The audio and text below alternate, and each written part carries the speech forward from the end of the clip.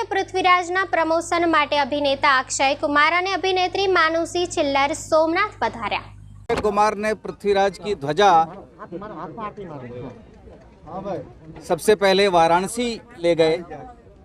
वाराणसी में गंगा हमारे इतिहास की साक्षी है। वाराणसी हमारी सभ्यता, संस्कृति और आध्यात्मिकता का केंद्र है। वहाँ से ये यात्रा प्रारंभ हुई। पृथ्वीराज की ध्वजा लेकर वहाँ माँ गंगा से आशीर्वाद लिया, गंगा का जल लिया और भगवान सोमनाथ को समर्पित करने के लिए श्री अक्षय कुमार, मानुषी और मैं यशराज फिल्म्स की ओर से यहाँ पर आए हैं।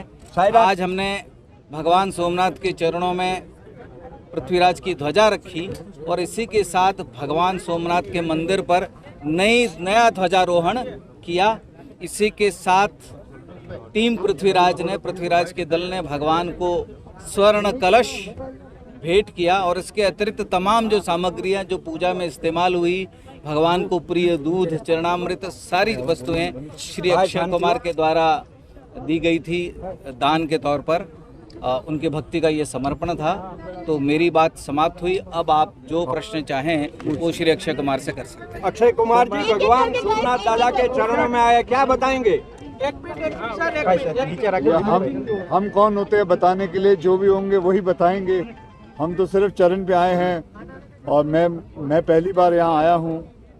मुझे तो बस यही देखा, मैं जब सामने था, शिवलिंग के सामने था, तो मतलब इतना तेज़ है वहाँ कि पूछो मत। आदमी वहाँ का वहीं खड़ा रह जाता है, वहीं का वहीं देखते रह जाता है। मतलब मैंने आज साक्षात पूरा इतना बड़ा तेज़ देखा है। बहुत ही बढ़िया लगा वहाँ जाके। बात की जाए तो आप एक पत्रकार की तरह मोदी जी का इंटरव्यू लिया था लंबे घंटे तक, तो आप भी एक पत्रकार है। सबसे बढ़िया और दोनों को प्रभावित करने वाला कौन सा सवाल था और कौन सा जवाब था? जी देखिए, वो इंटरव्यू खत्म हो गया।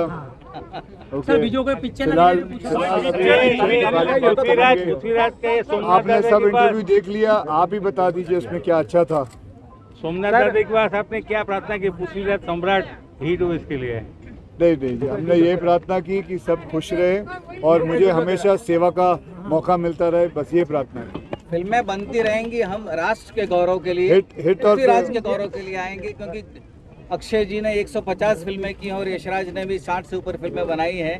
इसलिए यशराज फिल्म्स और श्री अक्षय कुमार दोनों हिट और फ्लॉप। पृथ्वीराज बनाने में आपको कितना आनंद आया? हाँ जी, ये सेट जो पृथ्वीराज का है, अद्भुत सेट है सब, और आपको कितना आनंद आया काम करने का? आनंद मुझे हमारे जो डायरेक्टर हैं डॉक्टर चंद्रप्रकाश द्विवेदी, उनके साथ काम करके आया और इतनी बड़ी भूमिका निभाने का मौका मिला। वरना इतनी छोटी सी जिंदगी के अंदर इतने सारे किरदार निभाने का मौका मिल जाए, इससे बड़ी बात क्या हो सकती है? सर आपको फिल्म इंडस्ट्री में 30 साल हो गए। 30 साल किरदार आपको पहली बार मिला है, क्या कहेंगे? जी, क्या मिला? किरदार मतलब आप पृथ्वीराज का एक कर रहे हो। ऐतिहासिक किरदार पहली बार मिला है, क्या कहेंगे? पहली बार नहीं है, इससे पहले भी मैंने केसरी की थी। ये मेरा दूसरी बार है जो मुझे ऐसा मौका मिला। अक्षय कुमार की फिल्म देखो, राष्ट्रभक्ति पहले आती है, उसके बारे में क्या बताएंगे? औरों की तरह नहीं है। देखिए, अच्छा लगता है जब फिल्में ऐसी बनाता हूँ। ये जितनी भी फिल्में आई हैं, चाहे वो एयरलिफ्ट हो, टॉयलेट एक प्रेम कथा हो, पैडमैन हो, चाहे ये वाली भी हो, सम्राट पृथ्वीराज चौहान, बहुत सारी फिल्में हैं, वो सब मेरी प्रोडक्शन में बनती हैं, मैं बनाता हूँ और मुझे अच्छा लगता है ऐसी फिल्में बनाने में।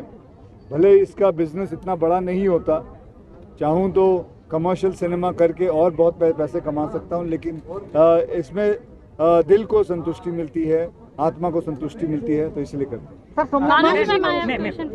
Of all thank you so much for making India proud. Thank you. And secondly, आप जैसा कि हमने ट्रेलर वगैरह में देखा है कि सम्राट पृथ्वीराज जो थे वो वुमेन एम्पावरमेंट को बहुत सपोर्ट करते थे जी, and he also used to fight for it. तो and you are playing role of Rajkumari Sayuja. क्या फीलिंग है आपका उसके बारे में? What you feel about it? I think पहली चीज़ जो बहुत ही इम्प्रेसिव है ये बात है कि 12th सेंचुरी में उस वक्त किसी ने विमेन एम्पावरमेंट और विमेन इक्वालिटी की बात की है।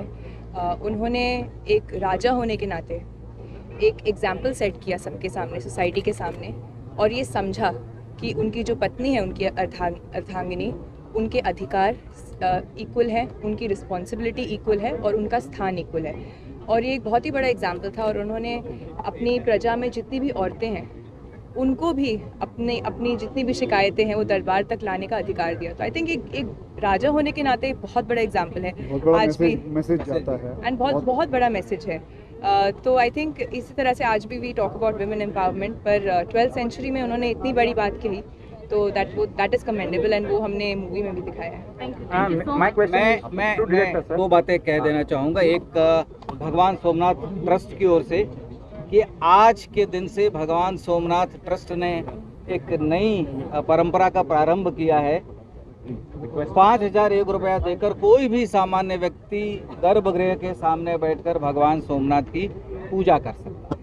उसी के साथ हम लोगों ने आज भगवान सोमनाथ की ट्रस्ट से प्रार्थना की, विनंती की कि जो भी दूध भगवान के चरणों में अर्पित किया जाता है वो मंदिर के बाहर जिनको भी उसकी आवश्यकता हो उनमें उसका वितरण कर दिया जाए, ताकि किसी भी प्रकार से किसी भी सामग्री का, जो प्रसाद की सामग्री चाहे वो दूध हो, फल हो, वो नष्ट न हो, उसका सदुपयोग हो।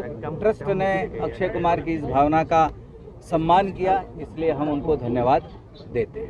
सर, सोमनाथ की स्टोरी भी बहुत ही इंस्पायरिंग रही है। विधर्मियों द्वारा जो आक्रमण किए गए और बाद में धर्म परिवर्तन, बाद में जो सोमनाथ है फिर भी उन सब सिचुएशन से सरवाइव करके आज हमारे सामने इतने दैवीयमान है।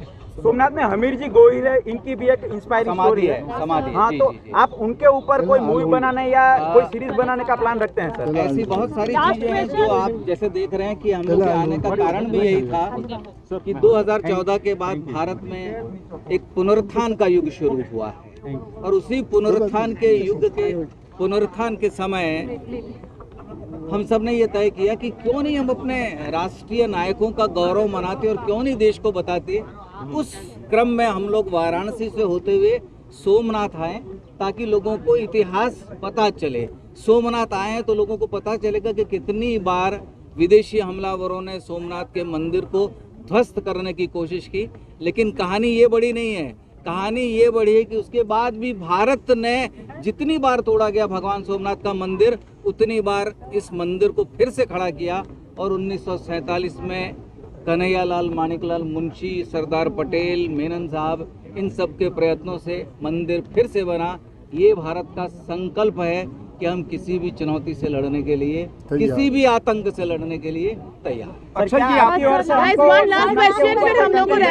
बहुत जल्दी आपको आने वाले 2-3 सालों में इस पर कंटेंट। अक्षय जी, आपने सोमनाथ मंदिर के ट्रस्ट को क्या सुझाव दिया दूध, फल वगैरह के बारे में? ओ माय गॉड के ऊपर आपने जो पिक्चर बनाया था उसके ऊपर से चलो थैंक यू।